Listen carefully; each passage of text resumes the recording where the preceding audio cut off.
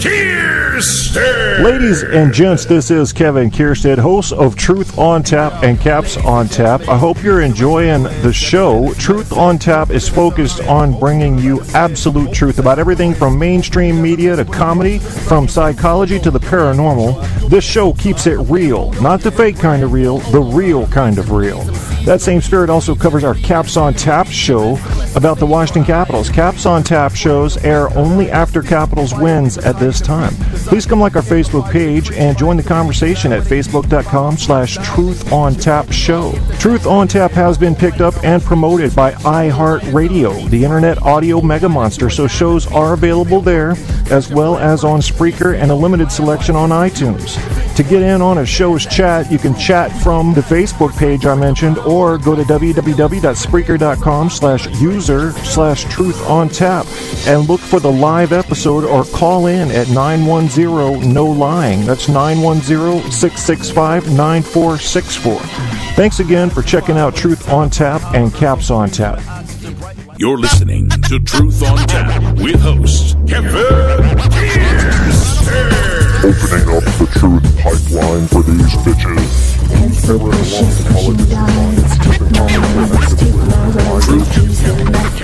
Truth on Tap. Truth. My right to say how I say it's mine to give. My hands, my heart, it's mine to share. My songs, my heart. Truth on Tap. Any right to abuse. Just permission to use. And people go to find. Chop it up and recombine. Chop it up and Truth recombine. on Tap. There it is, Georgia Linus DJ Arcade Pulse. The Georgia Linus remix is the music you're hearing in the background.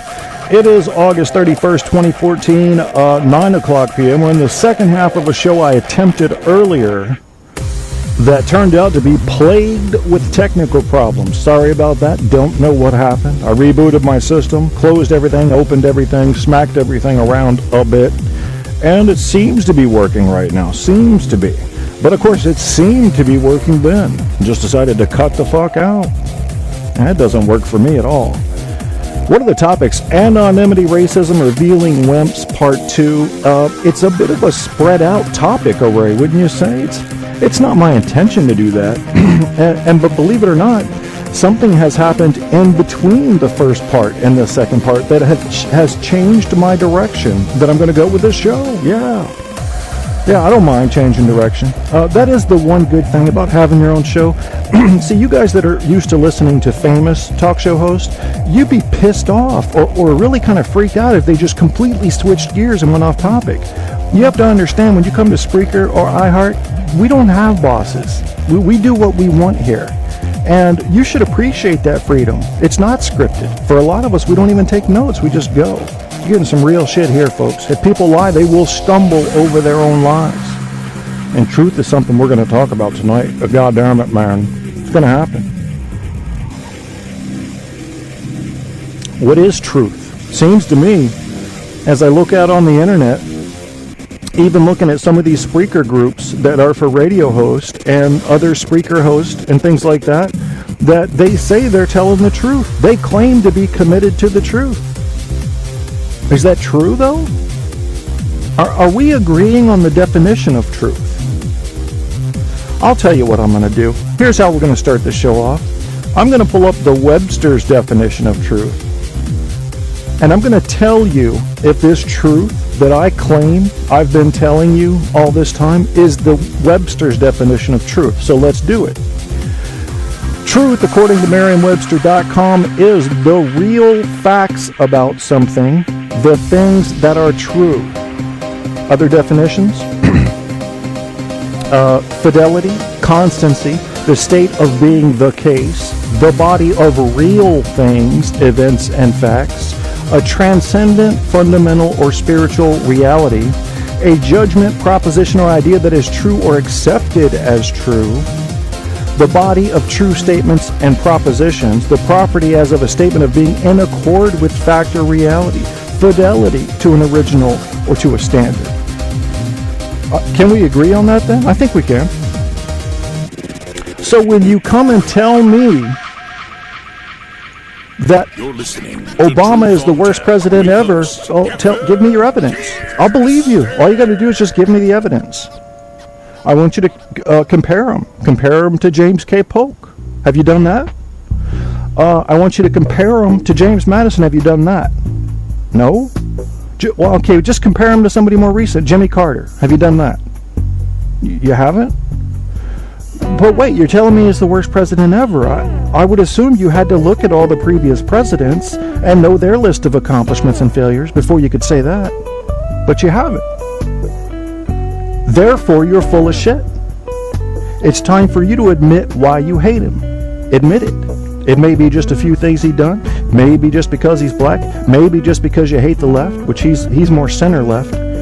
In fact, the people that call him socialist, the person who heads the Socialist Party in America said Obama was an insult to socialist. He was hyper-capitalist. Who's going to be a better resource on labeling somebody a socialist than the leader of the Socialist Party in America?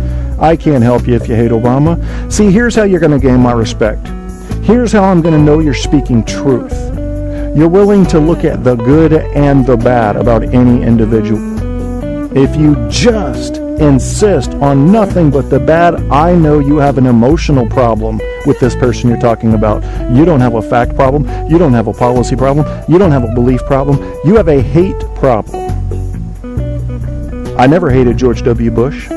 I didn't like that he took on the persona of bully representing my country. I didn't like that he alienated us from so many countries in the world with this America is all balls, nobody can touch us attitude. I didn't like that he alienated us from some of our own allies. I didn't like that about him. But there were a lot of things he accomplished during his presidency. A lot of things. The way he responded to 9/11 initially was beautiful. What he did for education, phenomenal. But, you've got to be willing to admit the good things a president does. Presidents are shit. They don't really do anything. The gears turn in Congress and big business. That's where the magic happens. 95% of everything that happens in this country that pisses you off, that you want to blame a president for, happens in Congress as they are affected by big business and lobbyists. Period. So when I hear somebody dedicating a whole show or even a whole article to hating the president, I say this person doesn't understand our government. The president has nothing but a veto pen and influence. That's all he does. Know where the gears are turning, folks. I encourage you to have the balls to admit why you hate a president. As soon as I hear that somebody hates a president, I immediately have questions. Barco says, Kay, I've banned everyone from listening to your show because you're an apologist for the fascist crypto-capitalist regime. Oh, I don't know what that means, really, bastard FC Barco. How have you banned people from listening to my show? I don't understand what would give you that power. So, but anyway, I'm curious to hear what you have to say about that. What do we have coming up here? I didn't mention the last one. It was Alex's Purple Nurple featuring Go 1D Fish. Go 1D Fish is also in another song. No, I don't want to play L'Amadio Teatro. That was not my intention. So we're going to switch that shit. Give me something a little better here. How about Texas Radio Fish is pretty good, but I'm not in the mood for... Oh, his Advanced Bass Camp is good. Yeah, because we're in a little bit of an attack mode here. And I'm going to talk a little bit in a minute about how I have to get out of attack mode. Yeah, so we're going to skip right out of there. Sorry about that, Sacjo 22. L'Amadio Teatro is not on my radar. Here comes Eno's Advanced Base Camp. The elevation up here is... I think this is the one I want. About 18,500 No, it isn't. I wanted Copenhagen. Sorry, Eno, we're going to your other song right now. Bring me Copenhagen, bitches. There it is. Oop, there it is. Yeah, bitches, get ready for this. How have you banned anything? I don't understand. I'm not apologizing for anything. I don't apologize for any mistakes that or his administration have made. What I do is call out the human behaviors that people think they're getting away with, but I threw it. I know why people are attacking Benghazi. I know why people are flipping the fuck out Benghazi. 4 people died in Benghazi. 4 people that took a known danger and a hostile part of the world. 60 died in the attacks under the Bush years, but you're not hearing about it. So don't tell me you're fair if you're freaking the fuck out about Benghazi, but you had nothing to say about the embassy attacks that got people killed during Bush's years. Don't tell me that. You can't be fair and be of that mindset. You can't be. Hate both of them if you're going to hate. How dare George Bush let 68 die under his watch when he could have beefed up embassy security? What's up, Andrew? I can see somebody coming in unbalanced from a mile away. Unbalanced. Every president in our history has made mistakes, and every president in our history has had something good to offer. When I hear people just hate any one president, the first thing I say is, I can't believe you're spending time talking about just a president. A president does nothing. You want to talk about where the motors turn? You want to talk about the factory of American politics? Get your nose into Congress. That's where it's happening. Fucking people talking about the president. It's like talking about going to a baseball game as a sports reporter from a well-known sports authority, and writing an entire article, and these people are waiting for your report. They want to know about these 2 baseball teams, about the bat boy for each team. Does he do an important job? Sure he does. Does he affect the outcome of the game? Not so fucking much. He's the bat boy. Come on, people, get with it. If you're gonna bitch, know what you're bitching about. Jesus Christ. Talk about a straw man attack. Attacking any president for anything is really a straw man attack. It's not where it's happening, folks. I don't know. If you're gonna hate him, all I'm saying is hate any president you want. You'll have my respect if you admit the truth about why you hate him, whatever that is.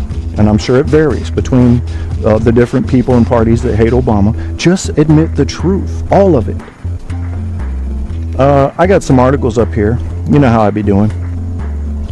One of them is from BeliefNet, which I think has to do with Christianity or something. Yeah, this song will be over in about 60 seconds, and we'll just get into talking. And another one is from...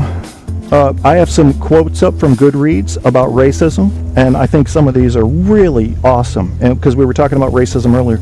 I also have a very specific page up that I wanted to share with you because it's about racism in Australia.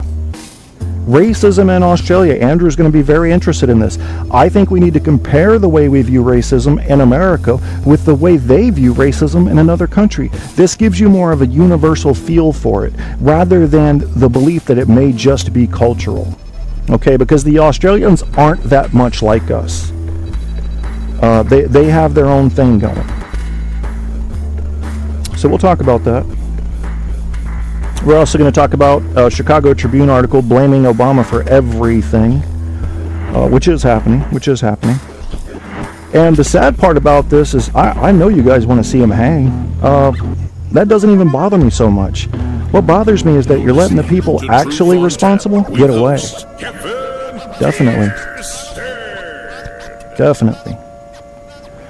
That was Wes Johnson. You can find Wes Johnson at wesjohnson.com, a great voiceover actor and a phenomenal actor in general. He is on IMDb, got a profile there. Been in some movies, this Wes Johnson. Probably been in some video games you've played. He don't fuck around. He's also the announcer for the Washington Capitals, the arena announcer. Pure electricity, this man. When he gets on the mic, nobody messes with Wes, because Wes is the best. I just made that up because I'm quick in my thinking. I'm quick. I created a Facebook page today from a mistake. Yeah, I jumped to conclusions. I told you it was one of our weakest things. See, I was kicked out, or so I thought, of a Facebook page that had a small group of people called Spreaker Gods.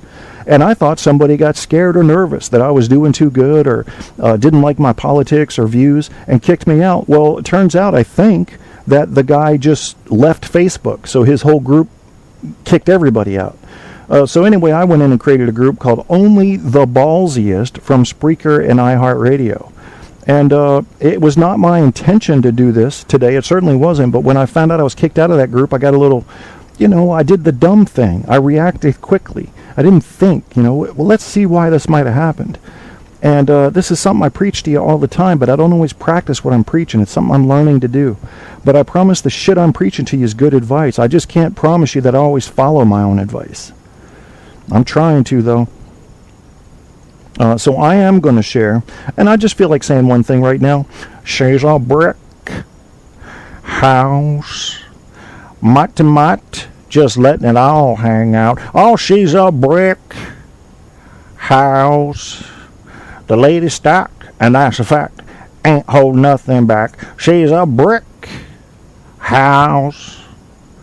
Oh, lordy, lordy, I bet not tell my spouse. Yeah, she's a brick. You know what? If she's a brick house, she's probably not very soft, and I'm guessing you're coming away with chafing. That's all. If she's a brick house, you need to sand her or something, or she's just not going to be soft. You want your women soft. I don't want a brick house. Andrew, welcome to the chat. I think I welcomed you already, but when I only have a few people in my chat, I have to. I get confused. So here's what we're going to do. This is the second half of the show, Andrew. We were talking about, basically we were talking about anonymity, but also racism. Now, I've got up here a Social Science Research Network paper called Our Close Friends, the Enemy, Online Social Network, Self-Esteem, and Self-Control. And it doesn't say it in the title, but this paper does get into anonymity and the fallbacks of it.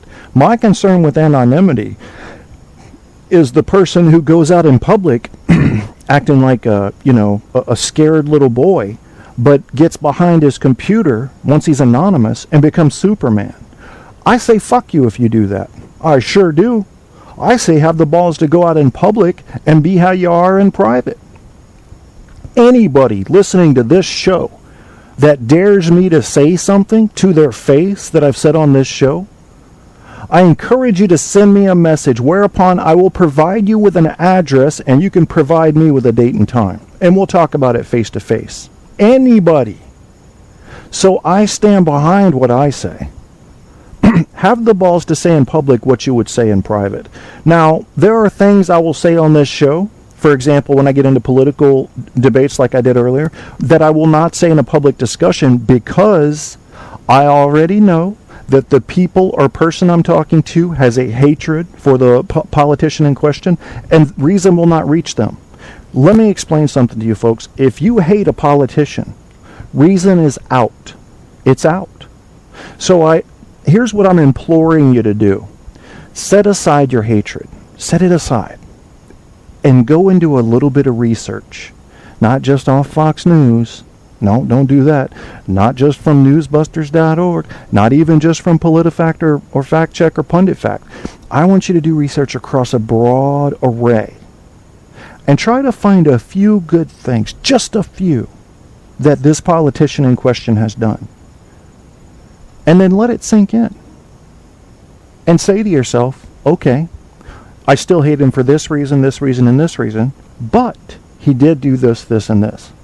If you can convince me that you've gotten at least that far, I'm probably going to be more likely to accept the reasons you dislike this politician. But if you come out swinging and you got nothing good to say about him, I immediately say in my mind, this person is not being reasonable or rational. They're not using logic, common sense, critical thinking. They're using their emotions. They may not like this politician because they're not white. They may not like this politician because of their policies, which is entirely acceptable. They may not like this politician because they've been told by their group of friends not to like him. They've been told by their family not to like him. And I've got examples of that. That's why I won't get in that discussion. I can do it on my radio show because I don't have people arguing with me directly. Sometimes I do when they call in. But see, this way I can get my feelings out. And then people can disagree in chat or in the comments, which I understand. But when I'm face-to-face with a person, as soon as you start trying to give credit to any politician they hate, let's say they hated George W. Bush, and I start telling them what he did for education reform, you can just see them turning red. They don't want to hear that. They want to hear bad news about George. And I can't reason with a person like that. I'm sorry. So yes, those are things I'll say only on my radio show that I will not get into discussions about in public, but it has nothing to do with fear. It has something to do with wasting time.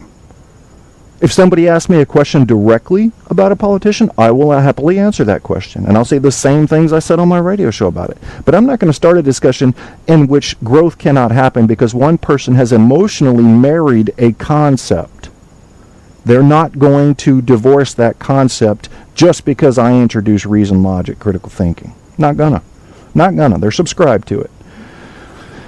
That makes me sad. It makes me sad because once you close your mind on any topic, you have now thrown away the chance to expand your knowledge about that topic. It's gone. You can reopen your mind later, but it's unlikely. It's unlikely. I'm sharing this paper right now. Sharing this paper on the Truth on Tap Facebook page, which is facebook.com/TruthOnTapShow. Don't forget the show. TOTS is an easy way to remember it. Facebook.com/TruthOnTapShow. You'll see there a show for the announcement of the episode you're listening to right now, and underneath it will be some links. Post in the links. This is the academic paper that was done that has a lot to do with not just anonymity, but how social networking has changed people. And it has. And it's very scientific in nature. I mean, they used empirical data, they used controlled settings, and it's really interesting. How it affects, one of the things I disagree with them about, here's an example of one way in which they measured self-control, okay? They asked a group of people after a test, they said, would you like a granola bar or a chocolate chip cookie? Okay?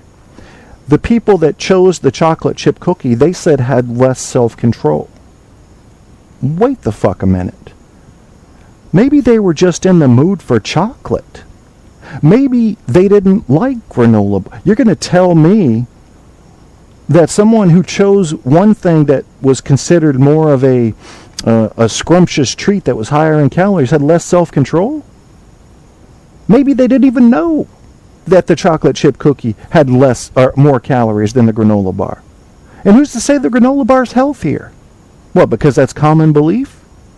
See, that's not a good, but to their credit, it was only one of 4 things that they used to measure self-control, and the others were legitimate. But that one, you got to toss that. Somebody's choice of a goddamn chocolate chip cookie over granola bar has nothing to do with self-control. Nothing. See, stuff like that, not every experiment, just because it looks valid, is valid in every way. Look at that shit. Know what you're looking at. So that reduced a little bit in my book the validity of their claim about self-control in social networks.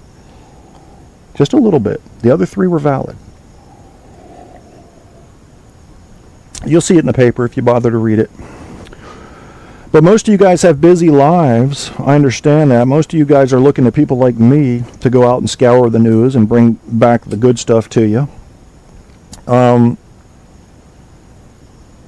have lost and or warded off a great many listeners because I am fair to both the current administration and the last administration. And just about all of America hates one or the other. So if they've got that an emotional connection to the last administration or this one, they don't like me. The ones that do like me have been able to either put aside their emotional connection and face and in the way so that they can get some logic and fact and deal with it rationally, or they never had the real emotional connection. They just want to hear the truth. Like I said, I'm seeing a lot of truth networks out there that aren't telling the Webster's definition of truths. They're calling themselves truth networks, but they're not really spitting out a lot of truth. They're spitting out hate. I see a lot of hate, a lot of hate, vicious hate. And then as soon as I present any evidence to the contrary to show what any given president has done well, immediately you get the straw man. So they're gonna attack me. They're going to attack the sources, say the sources are not legitimate. I even had somebody today attack the website because it wasn't a .org, it was a .com. Yeah, I knew that was going to happen. I could have written a paper about what would happen if I did that. And that's why I don't get into those discussions, because once I sense that you have an emotional connection and that I can't debate with you intellectually on given topics, I vacate the debate. Because I can't. What progress could I possibly make with you? I'm probably going to reinforce your position. Because what you do, and a lot of you guys do this too, you know it, you go around and look for facts to support your beliefs. I don't. I go around and look for facts that support truth, and that may change my beliefs. In my view, that is what the super intelligent person does. And I'm not saying I'm super intelligent, but I'm trying to become super intelligent, and I think the best way to do that is look for evidence for your beliefs. Insist upon it. Let the other stuff fall away. Re-examine everything you have in your head right now. You want to be intelligent? Start. It's never too late.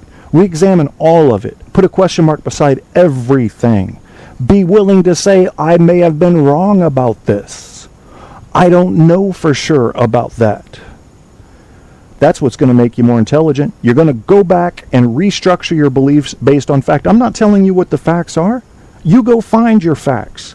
But I guarantee you that 95% of you are going to have a whole new belief system if you go base it on fact. I want you to. I think this world's a better place when people know the truth. I really do. Let's see what you guys are saying in the chat room. Obama married a transgender person. True, only the facts, Andrew says. I saw on, who was it? Glenn Beck. I believe it was Glenn Beck. It was either Glenn Beck or Alex Jones. It may have been Alex Jones that said, well, on Michelle Obama's shoulders, you could fit 3 heads. He said, on a man's shoulders, you could fit 3 heads. On a woman's shoulders, you can fit 2 heads. That's just scientific fact. And right there, you've lost me, man. Forget that you're saying you think Michelle used to be a man. When you're using how many heads you can fit on shoulders to decide who's a man and who's a woman, well, you've lost me. Because that's not scientific fact, Alex. In fact, I don't think you know facts from fiction, Alex. Give me your source. You want to stun Alex Jones? Ask him to give you his source. Probably 90% of the time he's going to say, my source is confidential. Yeah, it was Jones. Okay. Yeah, Michelle Obama was born a girl and continues to be a woman. Now, if you want to hate her and you want to make up lies, rumors, pass on untruths, go ahead. Go ahead. But don't try to get respect from me if you're doing that. You won't. You can't get respect from me. People that get respect from me deal in facts. And you can be emotional about something. Hell, I'm emotional about the Washington Capitals. But if you tell me how bad they suck, I'm going to agree with you. Yeah, because it's just true. I don't want them to suck, but they do. But I don't get emotional about politicians.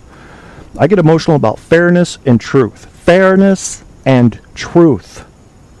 They walk hand in hand. They are kissing cousins. Yes, if they breed too much, they're going to have incestuous disabilities passing down the line. But goddamn it, they're close. They're close to each other.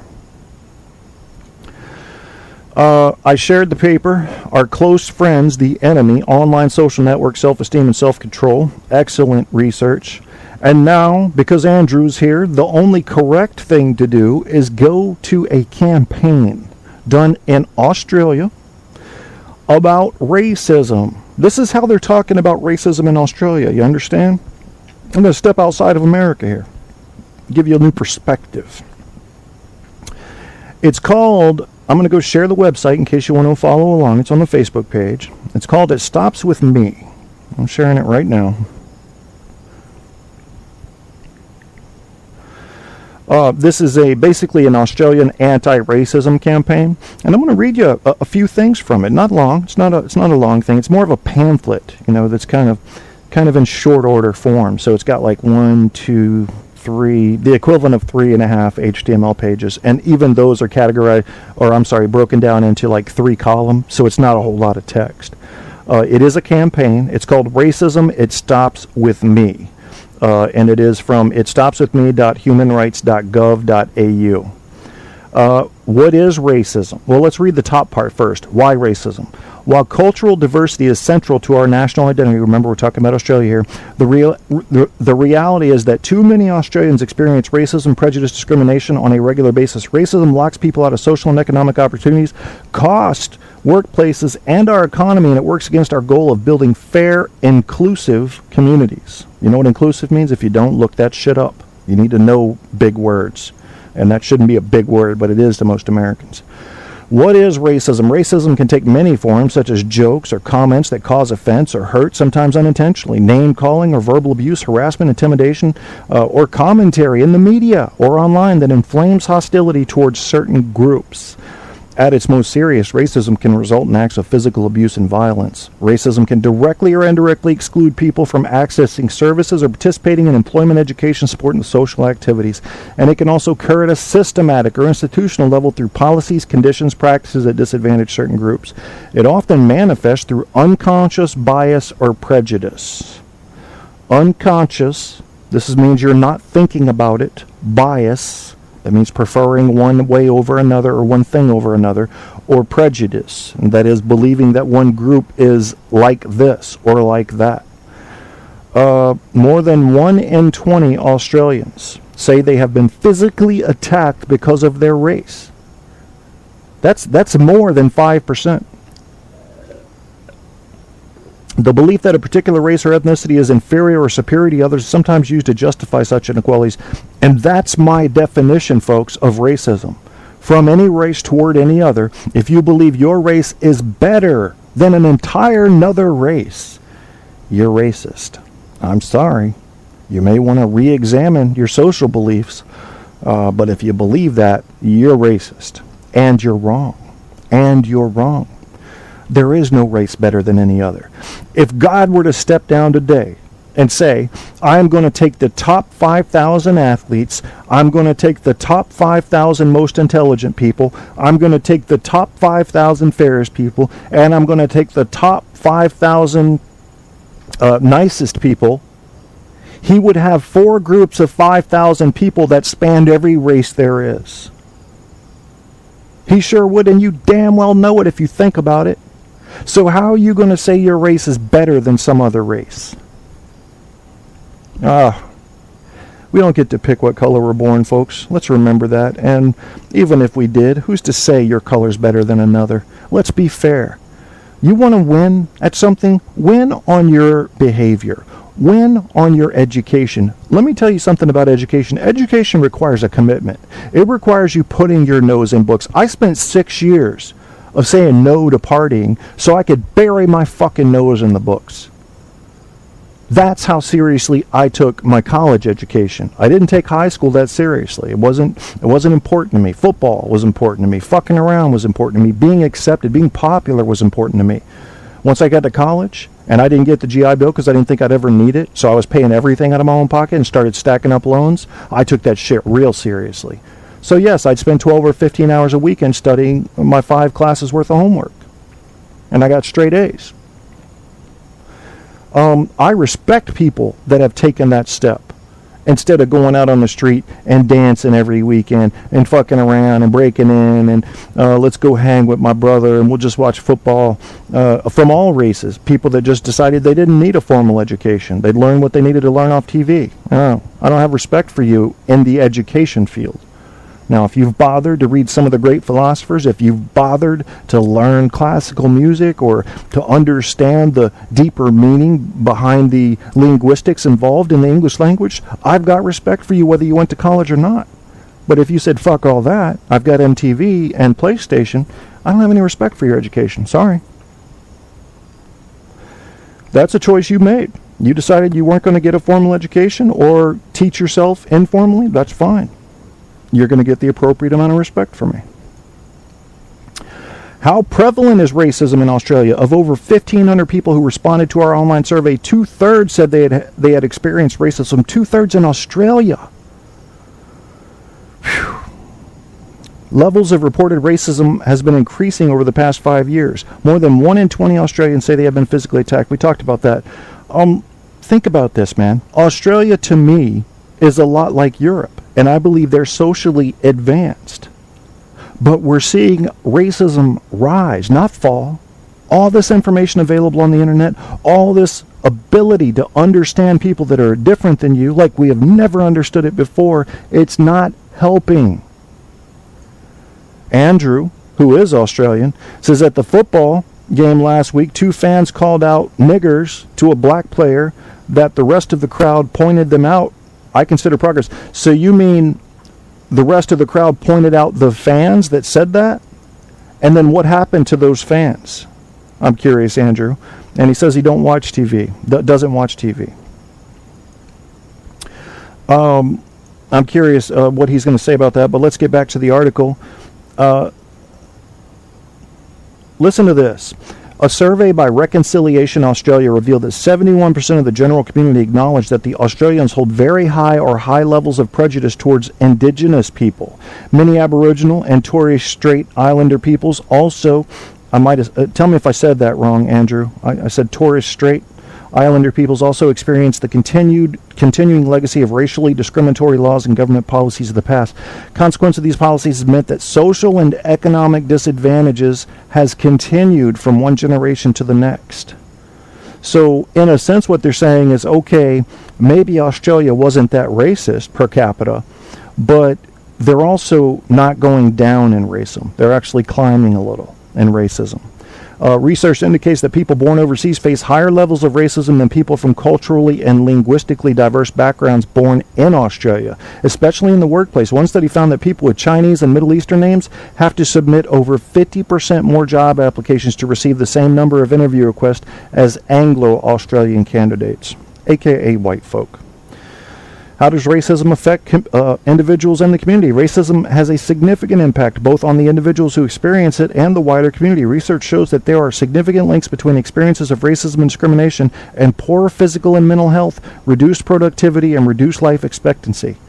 You know, in this country, in America, I hear people talking about the blacks need to get themselves out of the ghetto. The blacks need to get themselves educated. The blacks need to get themselves off of welfare. The blacks need to stop taking food from my table. Then they go out and they drive by a group of blacks standing on a corner and they yell, "Get a fucking job." And they want those people who have just been attacked verbally.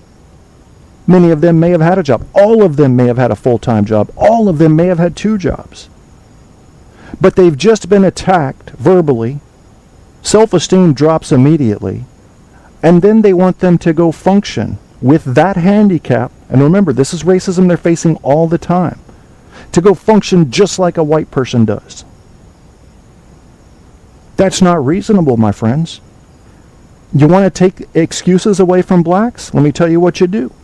First things first, you don't discriminate against them in the classroom. You understand cultural differences in the way they're being brought up. Maybe they don't want to learn just about white heroes. Do you have any idea how many black inventors there have been in American history that have driven this country forward? Do you have any idea how many black soldiers have participated from the Revolutionary War on to keep this country safe, protected, and free? Do you have any idea? So teach some of that. Get them interested in that. Now their education is rising because their interest is up. You want to take away the excuses black people are using right now? Make sure that in the workplace people are being hired only based on qualifications. Affirmative action is racist. It needs to go. It needs to go. Hire people based on qualifications and put a big ass sign outside the hiring manager's window that says, if you're qualified for this job, your race, sex, or nationality will not matter. We will hire the first person who is qualified for this job that comes in to interview, and then do it. Don't say you're going to do it and then not do it. Do it. That's where you're going to get fairness. That's where you're going to take away excuses, if you think excuses are being used to suck off the government tit.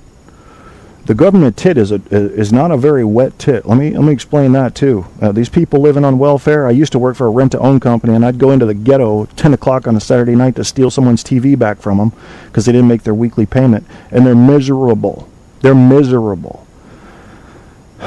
Who knows why? Man, could you just take 10 minutes out of your life and imagine growing up black? Just take 10 minutes. And imagine, okay, I'm a kid, I'm black. Let's see, I'm facing this, this, and this. Let me think about the way I've treated blacks. Okay, I'm facing that. All right. Okay, now I'm a teenager, I'm black, like that. Now I'm in the workplace, I'm being discriminated against, I'm black. Let's see, I didn't get accepted to college for some reason. Maybe it's because I'm black, maybe it's because my grades weren't good enough. But you're facing all that. And then bring yourself to the present day. And if you'll take 10 minutes out of your life to walk in another race's shoes, you're going to be a bigger person. You may hate them worse than you do now after this. I don't care. I just want you to take a walk in their shoes. Alleged racial hatred in employment, complaint of race discrimination and racial hatred in employment. This goes on down the list. And this is Australia. It happens in housing. It happens in employment. It happens in education. These are a few quotes about what Australians were telling them about how they felt about racism. And again, I'm reading this because we need to step outside of America for a second and see how universal these racist behaviors are. Here's one. I'm a proud Australian, but it does make me cringe. We can do better. When asked about racism. Dirty. As a white OC who speaks English as a first language, I am not the recipient of direct racism, but I deplore its effects on our society, and I get sick and tired of seeing friends and peers who do experience racism struggle. One person said it reduces us all. We are all made less, and our cohesiveness is lessened by it, and that is true. It makes me feel like I'm lower than everyone else, an intruder who is not part of this society. That would be someone who is of not a non-white descent. It offends me, angers me, frustrates me, but most of the time it saddens me. I kind of feel that way too. I'm just sad that people can't take a walk in each other's shoes. No matter what race you are, try to imagine being another race. Take yourself out of your life for a second. Have a little sympathy for people. Racism deprives the Australian community of the opportunity to fully celebrate and embrace cultural diversity as an asset to this nation. All right, and there's a few more quotes there, but I shared the link, so I'm going to stop there. I encourage you to read it. Nothing like setting your perspective straight by looking at racism in another country. And look at a few different countries. I mean, it's not going to be, Australia and America. I think socially, I see Australia as a little more advanced than us, but Australians kind of like us in the U.S. There aren't a lot of countries out there that really like us, so it's hard not to like them. But so maybe they are modeling themselves after us, and maybe that does make their views on racism similar to ours, but we got to do something about it. I mean, it's just ridiculous. It is ridiculous. Hate somebody because of their skin color. What a weird thing. Hey, Ash, welcome to the chat. Who else is hiding in there? Andrew's in there. We were talking about Australian racism. Oh, wow. So you guys heard earlier, Andrew was talking about, and he's in Australia, talking about the people that dropped the N-bomb in the crowd. They were pointed out. They were banned from the club for a year. Good on them. Good on them. You can do better than that. And if those were black people in the crowd that said honky, I would expect the same punishment. There's just no room for that in a unified country. There's no room for that. To pick on people for their race, sex, or religion. Come on now. Or where they were born. They're now in your country. If your country gets bombed, they're going to die beside you. Andrew says, having lived in both countries, America's way worse race-wise. I believe you. Ash, do you do a show? I think I asked you last time. Growing up in an extremely racist family, Ash says, I've had to try so hard changing my views on that. It's a sad and narrow-minded way to think. Exactly, Ash. See, I'm a white guy. I have had white people take me into their little group in confidence, believing that I would share their views, their racist views. And they would start telling the nigger jokes. And they would start dropping the bombs about how black people were stealing this and not doing that. And I'd sit there and listen. I've never been racist. You know what I said to somebody that's pretty close to me? He took me in. Hey, did you hear about the nigger that did this? Say his thing. And they said the punchline. I don't remember the joke. I looked at him. I made eye contact with him. And I was silent for a minute. Silence can be very powerful. And I said, that's not funny to me. And he did this kind of shoulder roll thing, I'll call it. It was a, well, you know, kind of like, I'm going to try to take the stress out of this situation by doing a laugh because I am telling jokes, and I'll move on to another joke that's not racist. But the eye contact I made with him, I think, said everything. That's not funny. That's not funny. As soon as I hear somebody say, a white man, a nigger, and a Mexican are on the top of a building, I'm already having a problem with you. Already having a problem. It's just not funny. Not funny. Black Chicks Rock. Give me any color, please. I can't fix racism. I can't fix racism. If this show had 50 million listeners, and it doesn't, I mean, yeah, we know the truth about that. I couldn't fix racism. There's no way. And do you know why? Part of it is because some racism is natural. That person doesn't look like me. It is in our human nature to conglomerate with our own kind, if you will. So it does take the frontal and the prefrontal cortex, the thinking part of the mind, the conscious thinking part of the mind, to figure out that race is not important. When it comes to a person's behavior, race is not involved. It is, you need to judge each person individually, regardless of what race they are. Another truth about it is that, like Helen Keller said, the best outcome of education is tolerance. It's the best possible outcome of education. And I don't remember the exact quote, but that's close to it. Now, I've got some quotes about racism up here. As you know, this episode we're talking about anonymity on the internet, how a lot of people that are anonymous on the internet have giant balls, and then when you take them out in public, they're pusses. I encourage you to be the same person in public that you are on the internet. At least have the courage to do that. If you're not so brave out in public, don't be such a troll on the internet. Because then you're real. If you're doing what I just said, being a big-ass troll on the internet, but you won't mess with anybody in public, then you're not real.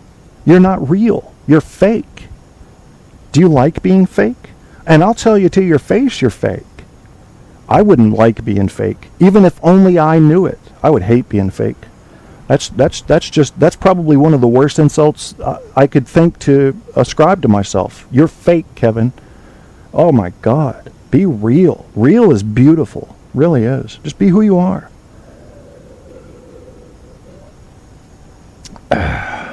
Listen to this.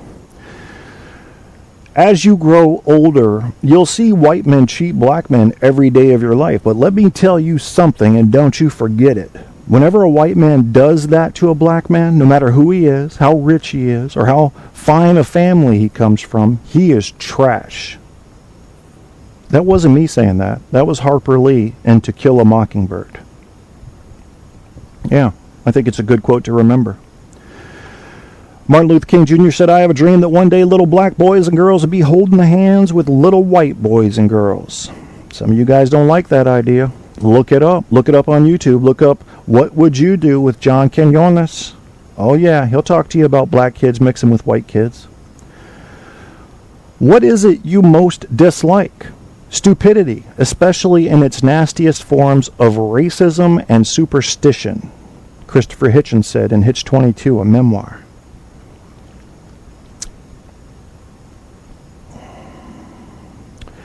Muhammad Ali, I believe, was racist for a time. I don't know if he still is, but they have him here with a quote that says, hating people because of their color is wrong, and it doesn't matter which color does the hating, it's just plain wrong. Now that, if he said it and believed it, I'm down with that. But he was, he was also studying under Elijah Muhammad, who said that the white man was the devil, and I have a problem with that. Here's another kind of a racist thing. In this country, American means white. Everybody else has to hyphenate. Toni Morrison. Does it? I mean, do you want us to go ahead and say European American? We can do that if we need to do that. I don't know. Our true nationality is mankind, said H.G. Wells. Chris Rock said, yeah, I love being famous. It's almost like being white, You know what Chris Rock said in one of his things? You white people want to understand what it's like to be black?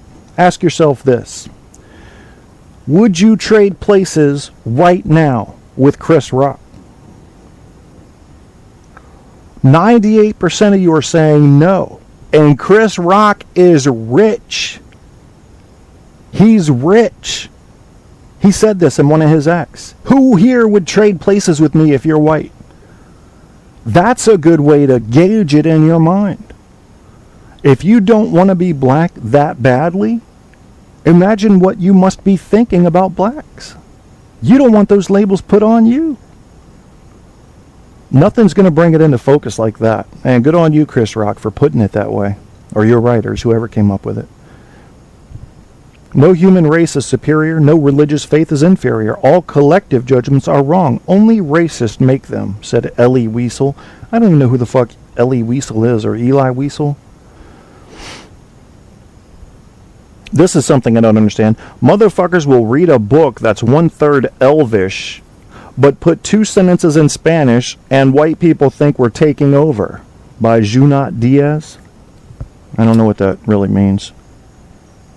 I guess the white people are paranoid that we become the minority. That's a mathematical certainty, white folks, so prepare yourself for that. Achievement has no color, said Abraham Lincoln. Racist thought and action says far more about the person they come from than the person they're directed at. Amen to Chris Crutcher from Whale Talk. A fucking men, Chris. You can't hate the roots of a tree and not hate the tree. Malcolm X said that.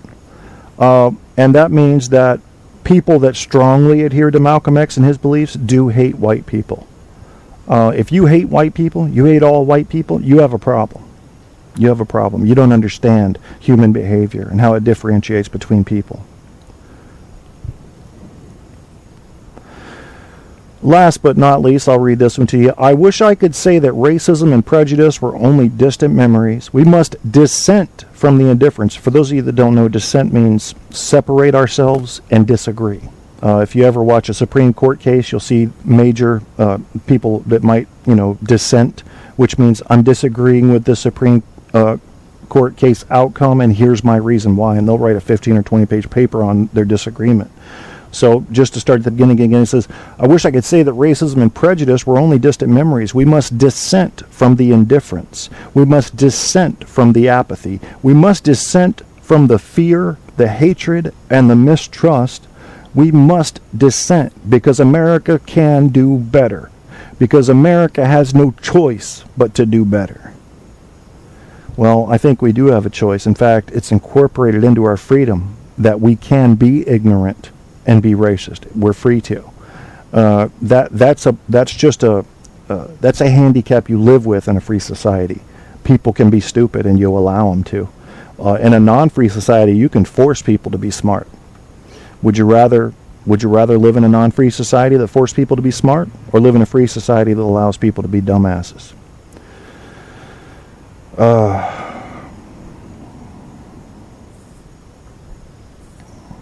I like this quote by Lee Benson, though. He says, when you're sharing a foxhole with another man, you don't worry about what color he is, just whether or not he will protect your back. And I'll close that on Goodreads. I have so many messages there because I've got my books listed there that I don't even read them. I can't keep up. I'm sorry. It's nothing, no disrespect to anybody. Let's see what's going on in chat, and then I want to touch a little bit on this blaming Obama for everything thing. Real is beautiful. That's right. I'm a joke. I may be a joke.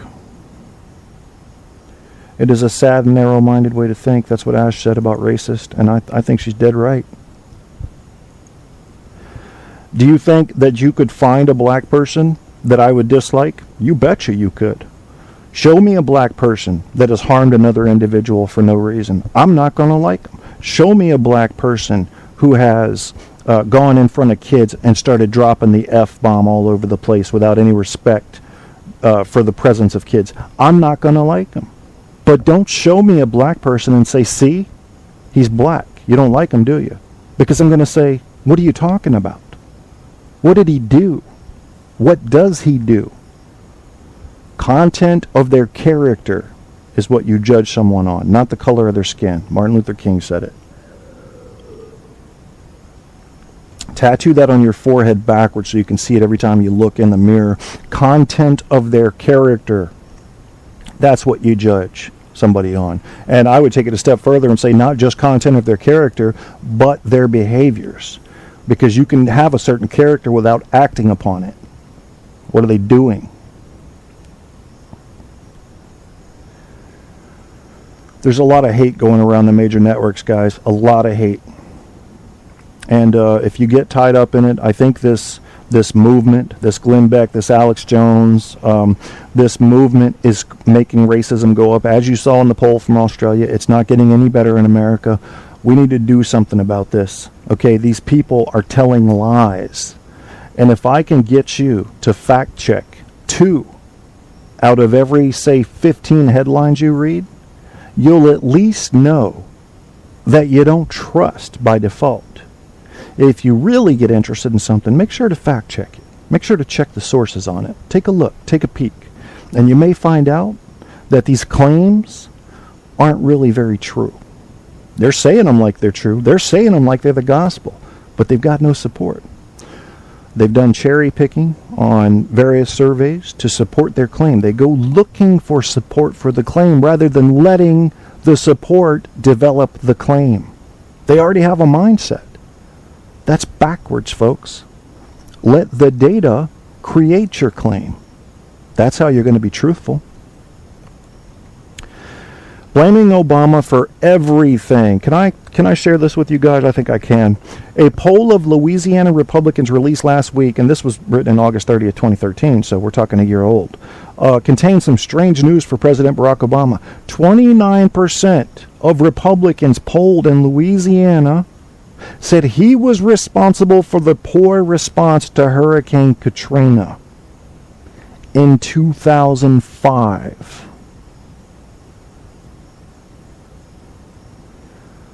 Think about it. Think about it. This was slightly more than the 28%. Remember, 29% said Obama was responsible for the poor response to Katrina. This was slightly more than the 28% who said President George W. Bush was to blame. An additional 44% thought it over but just weren't sure. They weren't sure whether to blame Obama or Bush. 44%. This is a preposterous notion. Everybody knows Obama couldn't have been responsible for Katrina because, after all, he was in Indonesia in 2005 learning about his Muslim faith in madrasa. He had moved to Indonesia directly from his home country of Kenya, stopping in the United States just long enough to fake the moon landing. You know, I mean, I have no respect for you if you want to believe dumb shit like that to mask your hatred for the black man or to mask your hatred for the left. Whatever it is you don't like about them, have the balls to be honest about it. Because this shit isn't true. And you know what? If he was a Muslim, so the fuck what? Have you ever heard of the First Amendment? Go read that shit. I'm not doing it for you. I'm not doing that research for you. You're only as American as you are close to your Constitution, in my view. And I can't tell you how many times I see somebody preaching about the Second Amendment while taking a shit on the First, or vice versa. Get that out of my face. You support the whole thing, or you do something to change it, or you shut the fuck up. That's what I say. Yeah. So,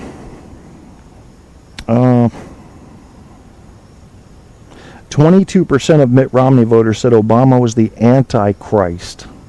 Whew. 13% of Obama voters said the government allowed the 9/11 attacks to occur.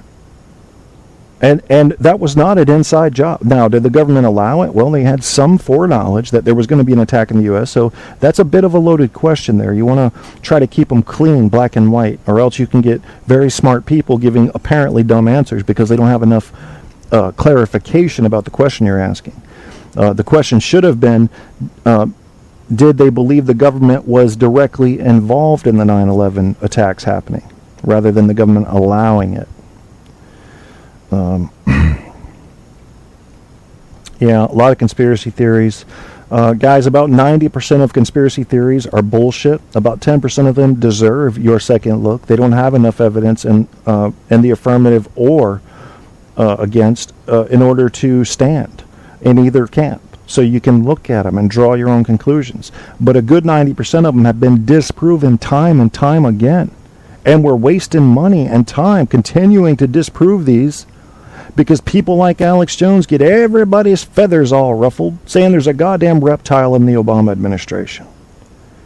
If you believe that shit, I can't help you. Reason can't help you. Socrates, Kant, Pythagoras, Aristotle, Plato, none of those people can help you because you're not willing to listen to reason.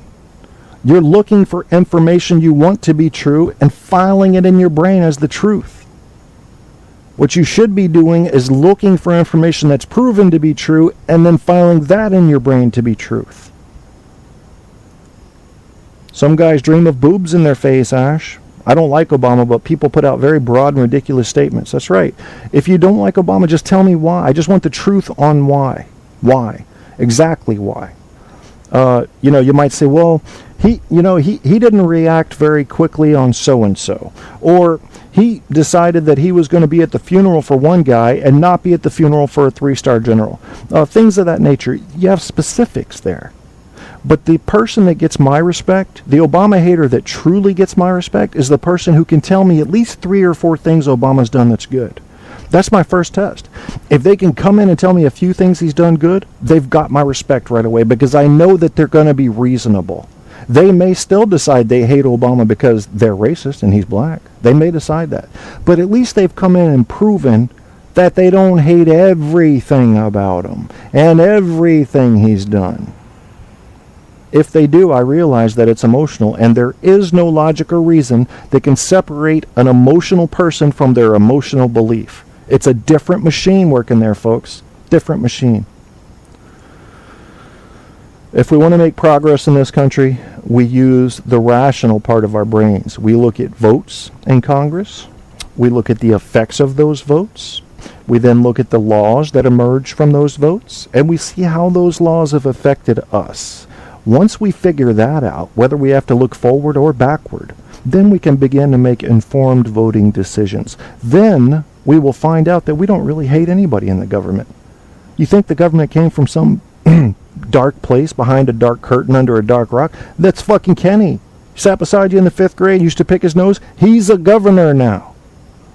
They came from our own ranks, folks. We voted them in. They're not evil. And flushing the toilet and insisting that that's going to clean the toilet, that more shit won't come in, is ridiculous. You're drawing from the same pool. Congress, you're fired. Well, what are you going to replace them with, huh? You're going to replace them with college-educated people that give impressive debate performances. That's it. So you're getting the same group back in there, just different names. What do you want in Congress? You want nuns? You want just nuns? People that'll never lie? Get all nuns then. Go drum up some support for some nuns. I just want people to broaden their minds, man. Just think about the situation as it is, not as a talking head tells you to think about it, or as you wish it was. You can live in a world and still have my respect in which you're choosing to look at things you favor. That's cool. That's cool. I talk about the river of reality on this show. I like to set up camp next to the river of reality. It's ugly. It's got some ugliness in it, things I don't like. Things that reveal bad things about me right there in the river of reality. As soon as this show's over, I'll walk away from that river and I sit up under a shade tree, watch the kids fly kites. All right? Drink my sweet tea. That's what I'm doing. I'm not sitting over there by that stinky river. But on this show, if I'm going to dare call it Truth on Tap, I got to get into the facts. I got to get into the things people aren't talking about, especially if they're revealing. Ash says, I want people in our government that are actually going to make a change. Marco says, me too. Andrew says, business would never back nuns. Good point. Well, I don't know. Yeah, they wouldn't back nuns unless they were in the business of selling those black and white outfits that the nuns wear. Then they would back nuns.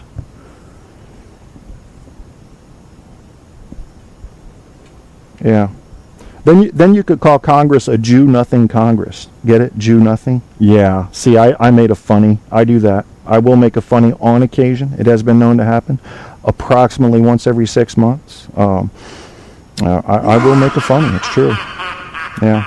And people laugh. People laugh. But, nuns in the government got me thinking a little bit like this. Yeah, there they are. This is their theme song right here. Nuns in the government telling you the truth.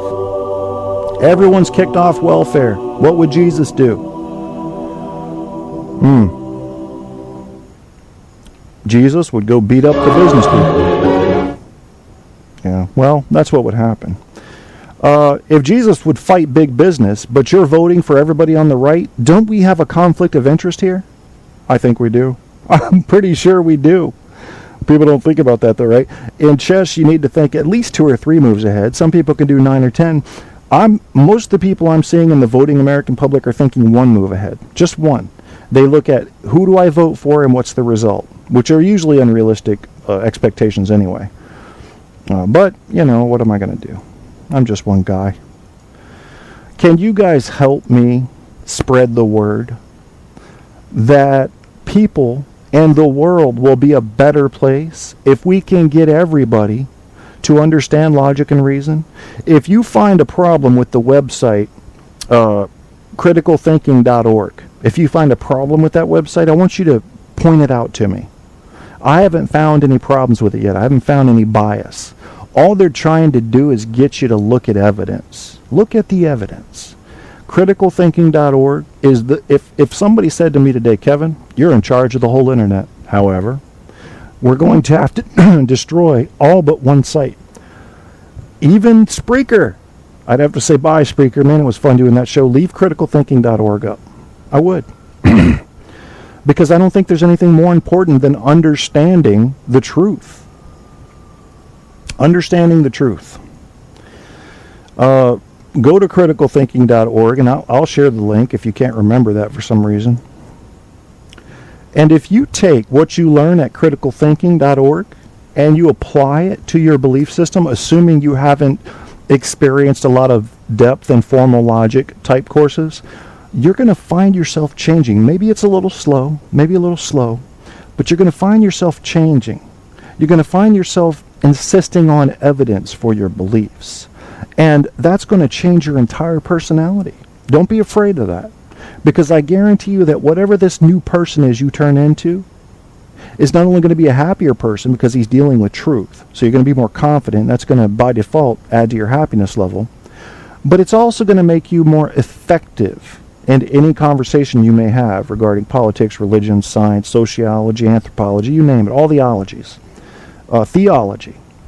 It's going to make a difference. So, again, if you find a problem, if you find some kind of unfair bias with criticalthinking.org, I would like you to share it with me, and I'll share that on the show, even if I don't agree with it. I'll say this person said that when you go to the, say, the assessment and testing tab, and you find some of the tests, they're culturally biased. Sure, I'll share it. And we'll count that as a strike against criticalthinking.org. But I have yet to have anybody find any flaws with this site. So, do me a favor and spend some time there if you're not huge on logic and reason. You may think you know logic and reason, but I encourage you, just spend a little bit of time there and see if you're really well schooled on logic and reason. See if you already know this stuff for sure. I'm curious to see, and be honest about it now. Welcome to the chat room. Barco's in there. Truth Porn Militia was in there earlier. I didn't think you'd yell at me. I just knew that most people I know, and everybody, with the exception of 2 or 3 people in my small town, hates Obama. I can't talk reasonably about it. The hate is emotional. So I can't talk with reason to anybody about it, because the hate is emotional. I've very seldomly found someone who's reasonably willing to argue about Obama. And if you want to be reasonable about it, the first sign I look for is, do you think anything he's done is good? If you can't find anything he's done that's good, then I automatically know you're not using reason. Because I can list 20 things every president we've ever had has done that has helped this country. So, I'm just talking about fair, being realistic, being fair, basing your opinions on evidence.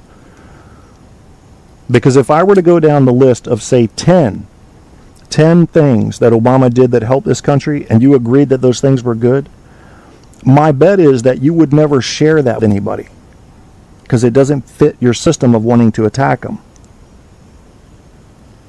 Obama's made plenty of mistakes, plenty of policy mistakes. That there's no question about that to me.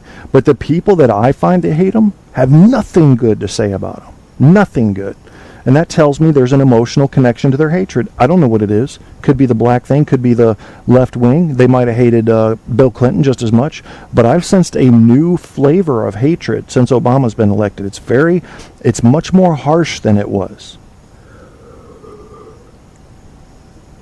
And I don't know if it's because he appears too confident, and maybe that looks like, I don't know, maybe to some people that makes him look like a pompous ass. But what I do know is his education is solid. He was educated enough to teach constitutional law at Harvard. And he, unlike George W. Bush, he can speak in front of a crowd without saying things like, "I'm the decider." Which there's so many things wrong with that statement beyond just grammar. But that's just me. I like people in charge of our country who understand that other countries are important as well. That's important to me. No, I'm getting ready to end the show. I'm not going to let you call in and bash Obama on the show. However, we may do that on another show, but that wasn't the point of the show. This show was about anonymity, racism, and revealing wimps. I didn't do much to reveal wimps except to say that people who are super brave on the internet, who then go out and won't attack anybody, they kind of act like wimps. Well, they're not real. They're pussies. I say everything you say on your radio show or on a comment on a forum, you should be willing to say in public. Damn, Barco, your hatred for Obama is thick. I mean, I can smell it from here.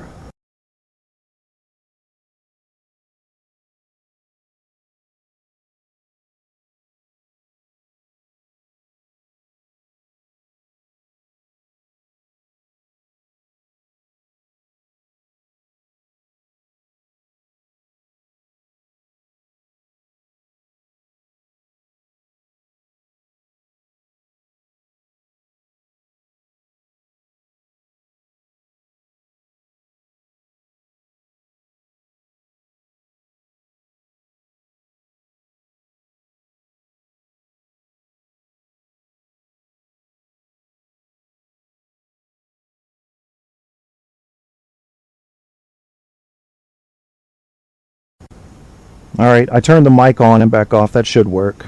I don't know. Unbelievable. I think it's my DSL, folks.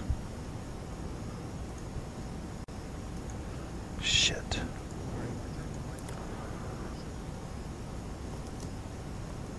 Okay, I think it's working now. This is what happened in my last episode. It's why I had to do a part 2. So, oh well. Anyway, we're coming to the end of this show. I shared a website with you that I want you all to spend some time at. And it's not like I've read the whole website, but I have read about 3/4 of it, at least skimmed. It's very hard to listen to your own show while you're talking to see when it drops out. I can't do that. I got to pause it. So please check out criticalthinking.org. If you've got a site that deals with critical thinking skills that's better than criticalthinking.org, be a friend and share that so we can share it with our listeners and fellow hosts. We need people thinking critically. We need people thinking for themselves. That's very important. And if you've never done them before, next time you're in the grocery store, go over to the book section and see if you can find a book about logic puzzles. They're like crossword puzzles, but they're even more fun, and they will whip your brain right into shape regarding critical thinking. And what they'll do, the way they transfer best, is when you're hearing an argument that has a direct contradiction or inconsistency, you'll be able to pick it apart from a mile away. That's what's great about logic puzzles and what they can train you to do. And they're fun. They're just fun to do. It's like figuring out little murder mysteries.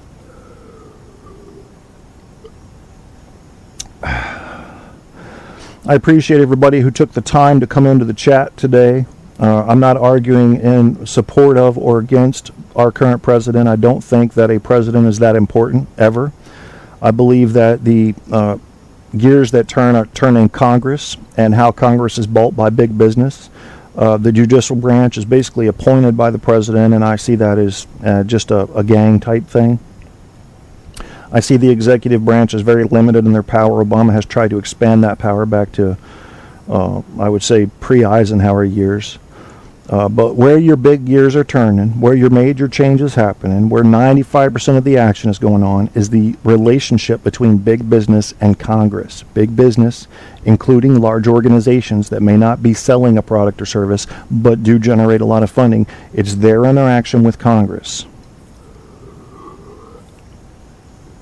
Yeah, the 4 Americans that died in Benghazi was terrible, but what about the 68 Americans that died under Bush's watch in embassy attacks? Nobody's talking about them. That's the problem I have. I want reason. We've lost more Americans to choking on blue ink pen caps from BIC. Blue ink pen caps. Where's the outrage at BIC over blue ink pens? There is none. Selective outrage, my friends, is the term I'd like to leave you with tonight. Selective outrage, look it up. Selective outrage is being mad over shit that one person does while not being mad at the same shit that another person does. If a law was broken in Benghazi, if a law was broken with the IRS, if a law was broken regarding the gun running scandal, I think Congress should bring that person up on charges. Bring it up. Go through the legal proceedings to get that person brought up on charges. And if they do that and the evidence is sufficient, he's going to jail. He's getting impeached. If it's not, then it's not. I think Congress has tried to rally something about Benghazi 63 times now, and 63 times it's turned out not to work. So I don't know. Maybe it's the law.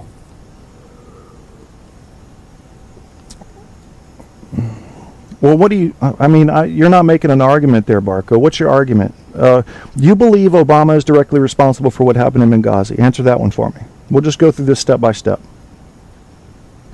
Distract with big pen chokings? No, I'm just showing you that selective outrage is at work here. You want to hate Obama, so you'll hate him for not putting enough defense in to save 4 people's lives when you're not talking about Bush at all, who let 68 die under his watch. Do you want to go back more presidents than that? Because I can.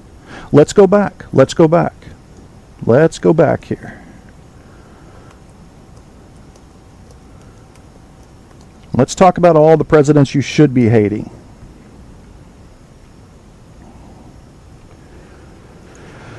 Okay, I'm using Wikipedia. Wikipedia is not a good source, as you know. However, if they use references that are respectable, they are an okay source. But without references, they're no good because anybody can edit these. Let's go back. All right, so we've got July 1924, Tehran, Sublime State of Persia, an angry mob led by members of Muslim clergy, including many members of the Iranian army, beat Robert W. Ember, United States consul in Tehran, to death. The mob blamed America for poisoning a well. I'll skip 4 or 5 of them. 19 August 1974, Nicosia, Cyprus, riot outside embassy, ambassador and assistant shot by sniper. All right, so we're into Carter years now. Do you hate Carter? Well, if not, I've got more. Japanese Red Army gunmen raid embassy in Kuala Lumpur, Malaysia. Do you hate Carter yet? 1979, Tehran, Iran hostage crisis. So tell me you hate Carter as much as Obama. And I've got more. 1979, Islamist riots destroy embassy. Islamist riots destroy embassy in 1979, both in Libya and Pakistan. So do you hate Carter as much as Obama? April 1983, we're in the Reagan years. Beirut, Lebanon. Islamic Jihad car bomb destroys embassy. And I believe about 200, well, it says here 63, 17 of which were Americans were dead, but I think we lost about 200 people total in that whole attack. How about Kuwait? Kuwait City. Truck bomb outside embassy. Hezbollah car bomb outside embassy. 24 dead. 1984. Do you hate Reagan?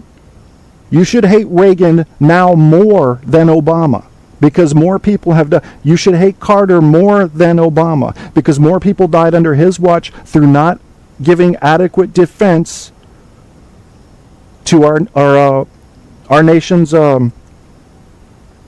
diplomatic outpost, if you will, than Obama.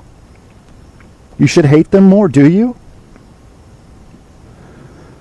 All right, let's get out of Reagan. Let's get into Clinton. Here we go. September 1995. RPG fired on embassy by unknown assailant. RPGs followed embassy. Blah, blah. You know about the attacks in Kenya. And we had 213 dead then. Obama lost 4.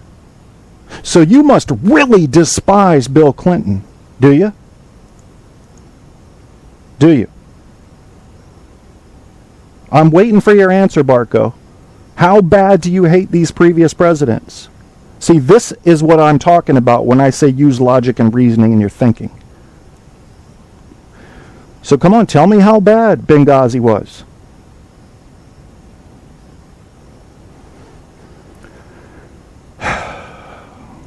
That's all I'm asking, folks. Use reason. Use reason in your beliefs. I'm sorry you hate the guy, Barco. I can't, I don't ever usually get involved in discussions with my friends about politics or religion because I know you can't prove somebody right or wrong. So much of it really is emotional. But I'm encouraging you to use reason because I believe that if you use reason and get away from emotion, your view out there in public with your friends and family and maybe your college classmates or school classmates will be more respectable if you've got data to back up your points. Don't let somebody do what I just did to Barco and go into the past and show that it's silly to hate Obama for Benghazi unless you're going to hate all those other presidents for what they let happen. Yeah. Okay. That's the end of the show. Barco, you are welcome, very welcome to call in on my next show. We'll call it Freestyle so that we can talk about anything. And I'll probably do that show tomorrow night or the next night, okay? And you'll be able to call in and say all the terrible things you want to about Obama. And we'll address them point by point, okay? But one thing I require on my show when people call in is that they remain cool, they don't resort to personal attacks, and they don't do what Goofy Bone does and just start yelling when they're losing like Bill O'Reilly likes to do. I insist that you be mature. You present your point, I present mine. If I'm taking too much time, you say, look, you're not giving me enough time, Kevin. I think you should give me more time. I will gladly give you 2 or 3 or 4 minutes uninterrupted for you to present your argument. We do this in a civilized manner on my show. I want to thank you anyway, Barco and Andrew and the others that bothered to come to my show tonight. When I see animated hatred against any one president that the majority of America voted into office, I automatically have questions about you. Sure do. I got to see your reasoning because your reasoning must supersede the majority of the voting public. It must be more intelligent than them. I got to see it. I want to know. I want to know what's so wrong with this guy. I got some friend requests from the people that I added to the Facebook page, so I try not to become friends with people unless I know them. Sorry about that, guys. It's nothing personal. It's just I got to remove some people from my friends list because I'm saying things and they're commenting. I'm like, who is this person? So I don't know. It's nothing personal at all. I may get to know you and then put you on my friends list, but I think some of you guys understand that. Okay, Ash, we'll talk to you later. And Barco, like I said, you can call in next show. I'll let you rant all you want, bro. No problem. It's just that wasn't the point of this show, and I didn't want to totally derail it. No, I don't think my argument is flawed at all. Unless you hate those presidents equally or more for their failure to protect embassies, then your argument is flawed. So I'm sticking with that based on logic, reasoning, and what I know about that. And we will get into that next show if you want. We'll do a whole show on, I'll just call it freestyle, like I said. We'll do logic and reasoning. That is that, my friends. I think what I'll do is leave you with a song here. I owe Bad Ace a play. And so, one I haven't played from them in a while is Without You. That's what I'm going to do. I'm going to put on Bad Ace. You can find them at badace.com. Any of you people that live in the Northern Neck or really anywhere between Virginia Beach and Richmond, You can get in touch with the drummer of Bad Ace, Todd Jenkins, who runs a company called Western Shore HVAC, Western Shore Incorporated. You can find him at westernshoreinc.com. Get in touch with Todd at Western Shore Inc. He'll take care of all of your HVAC needs. And I know this man. I worked with him back in high school, went to high school with him, known him forever, and he's just a great guy. He'll do you right. And he is the drummer in the band Bad Ace. You can find Bad Ace at badace.com. You can also find him on Facebook. And here is Bad Ace, Without You.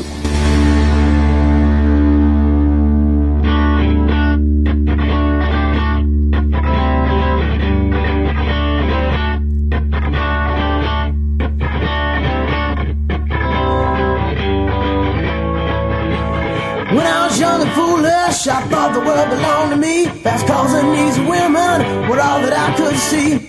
Drinking booze and smoking till I couldn't get no higher. Every night just looking for someone to light my fire. Well, I got a little older and my daddy told me, son, if you keep on doing what you're doing, you're gonna wind up on the run. When you got to settle down, boy, gotta learn how to behave, or you're gonna drive your mama straight to another grave. And babe, I'll never leave you. You know my love is true. You see, I can't make it, baby, without you. Oh, no, without you. Girl, I couldn't last a day now without you. Without you, oh, no, without you. Girl, I couldn't last a day now without you. Well, I met other women, but I didn't feel the same. Some wanted me forever, some didn't even know my name. Some chewed me up and spit my heart in pieces on the floor. But you took me around the world and kept me coming back for more. And babe, I'll never leave you. You know my love is true. You see, I can't make it, baby, without you. Oh, no, without you. Girl, I couldn't last a day now without you. Without you, without you, babe. Girl, I couldn't last a moment without you.